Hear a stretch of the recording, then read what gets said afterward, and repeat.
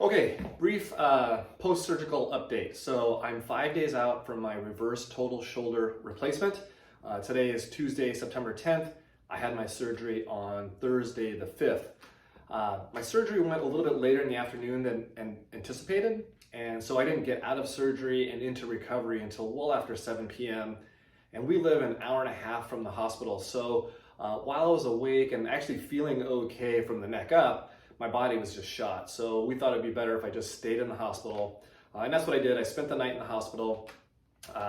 And the upside of that was that the next morning I was able to chat with my surgeon. I did see him, or he saw me, I should say, immediately after surgery, but I have no recollection of that conversation at all.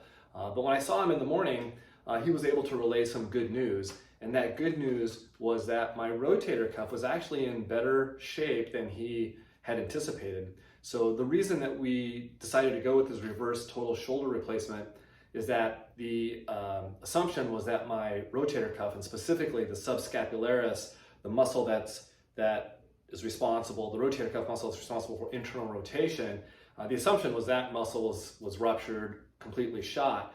And when they got in there, what they found to their surprise is that there was actually a decent amount of that subscap muscle still there. Not completely, not in perfect shape, but some of it's still there. Enough that they were able to go in and do a repair so that now I still have that rotator cuff. Now, there's not enough of it there for it to really be, to provide a lot of strength, but it will be able to add some stability to the joint when this is all said and done. So that's obviously a positive thing. The downside of that is that it means my rehab process is going to be a little bit slower these first few weeks than it would have been had that been completely unrepairable. So now I've got to be a little bit careful and protect that repair. So that means that now my rehab for the first 2 weeks is not much. You can see I'm in an immobilizer, and they want me to stay in this when I'm not doing some general range of motion. And certainly if I'm out and about, I need to be in this, and that's what I've been doing. But I can come out of it, and I'm moving around a lot better.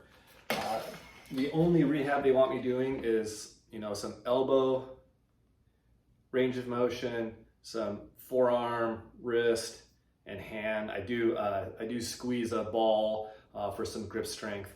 I don't have a ton of pain right now. Honestly, the most discomfort I have, as you can see, there's a lot of swelling, obviously, here, and you can't really see it too much here, but when I wear the immobilizer for a while, it pushes in on my bicep, and I get this huge lump and this massive edema right here. And you can see even my elbow, it's a little squishy and boggy. There's just a lot of inflammation in there. And honestly, that's probably the most discomfort I have, is just the stretch that I get from all that inflammation there. I'm not really taking much in the way of pain meds. I take them at night because it's challenging for me to sleep. It's not that there's a lot of pain. It's just hard for me to get into comfortable positions. And when I take the narcotics, it helps me sleep better. So that's the only time I'm taking them. During the day, yesterday I took no Tylenol whatsoever. I took it right when I woke up, and I didn't take any throughout the day at all.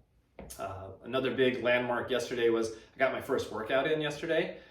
So it wasn't a huge workout, wasn't anything crazy. I just got on the Echo bike and rode the Echo bike for 100 calories as quickly as I could. Got a good, felt pretty good afterwards. My heart rate was up, my breathing rate was up, so that was good. And I'm looking forward to starting to advance some of those workouts. So like I said, right now, just elbow, wrist, and hand for the first couple of weeks.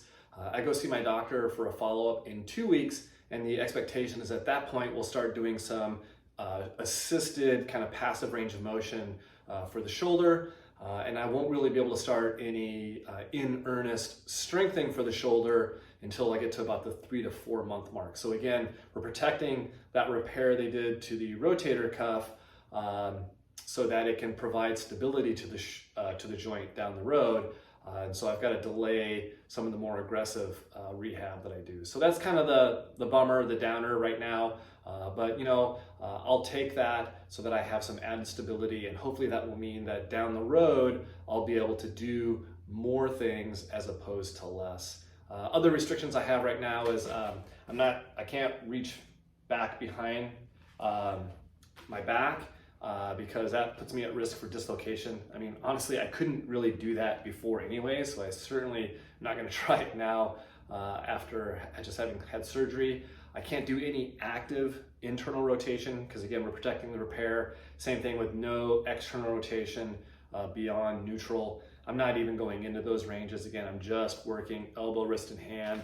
I'm doing some like very gentle shoulder, like pendulum exercises, and that's pretty much it. So that's the update for now. Hopefully, you know, I'll do another one between now and when I have my follow-up in 2 weeks. And then immediately after my follow-up, I'll let you know what the doc thinks, how things are going, and what I'm allowed to progress. So thanks for watching, and hopefully things keep progressing well.